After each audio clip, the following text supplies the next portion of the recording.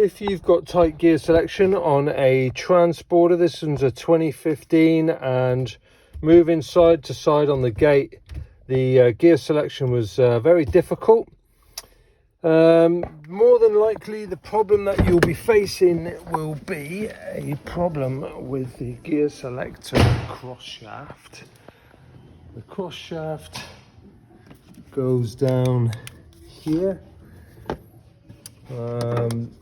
Take the expansion bottle out and you'll get a better go at it.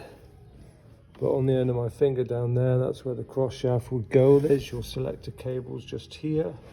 The selector cables go onto that quadrant and onto this one here. That one bolts down there on top and gives you your gear selection, moves it up and down and backwards and forwards, and that's how you get your gear selection. The cross shaft becomes seized in this housing here,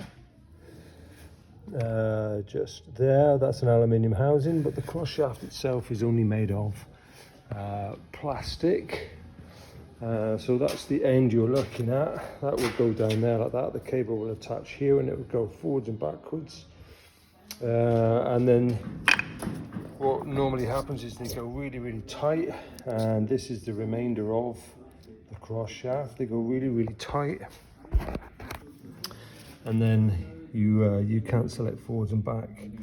And then when you try to remove this, it just snaps off and leaves this piece in there. So what I did was, I've had this on VW Golf as well. The Golf is much easier to get to when you remove the battery tray, but this one's doable. So you take your selector arm off, take your cables out the way, take your expansion bottle out the way, and then what I used was a ball-ended grinder on a 90-degree drill. So I got that one down in place, and if you can see there, I ground a step into that and just shelled it out, so that at the bottom of there's a step which I could fit. I could get I just cut down a M10 bolt and push the M10 bolt in there, and then used that step down here. The step goes to it thins the shell out so that it makes it release the grip inside, because it's only a thinner shell. You can see this end is pretty thick. That end is shelled right out now with the grinder. And you hammer your bolt in, and then you've just got to give it a smack. I used a hammer that I've cut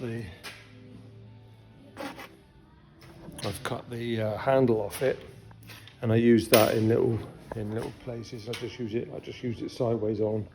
I managed to bang that one out. And then the new cross shaft and quadrant comes from VW, and you can get it for about 17 quid, I think it was. Other than that, you're gonna have to take the turret off and do it all in the vise, which is a lot more hassle. So if you get one of those on a transporter or a Golf, seized cross shaft, that's the way to do it. Shell it out, put a bolt in there, bang it through. Happy days. So this is our new cross shaft. That's what it should look like. That there is the bit that was getting stuck. That's that bit that was broken off inside. So you get your new part, give it a good grease up,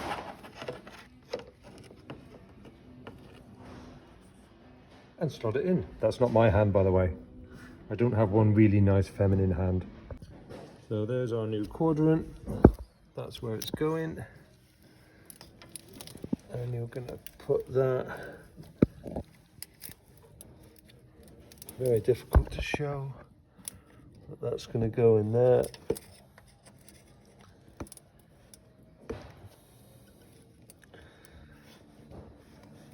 Like that.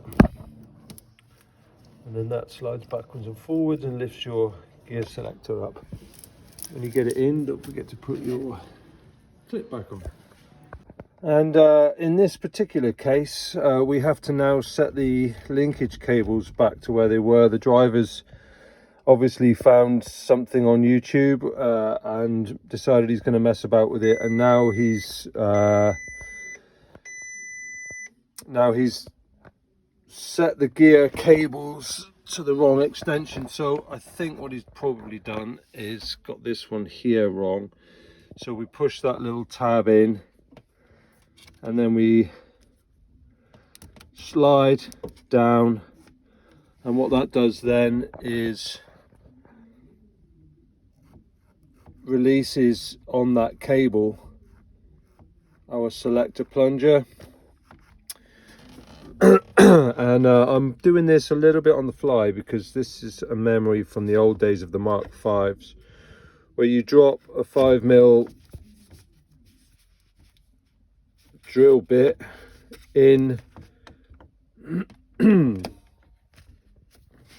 Now on the other ones you have to release both cables, but I'm thinking the guy, when he's moved it, he's only moved the one cable. So I'm going to drop that pin in there, which in theory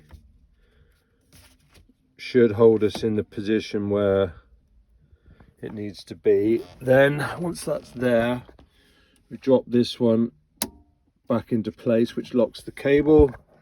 Take our pin out, and hopefully that's got, there's your reverse gate there. When you lift, that goes into reverse. First, second, third, fourth, fifth, is that? That feels about right now. So we've now got decent selection. We've replaced our cross shaft that was seized. The cross shaft that I replaced is responsible for this sideways movement here. So you go forward and back okay, but the sideways gate was really tight.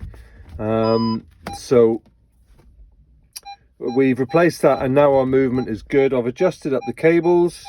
I know I'm getting reverse straight away because the reverse beacons have just come on. So we're now all good, just a case of putting all the plastics back on and road testing it.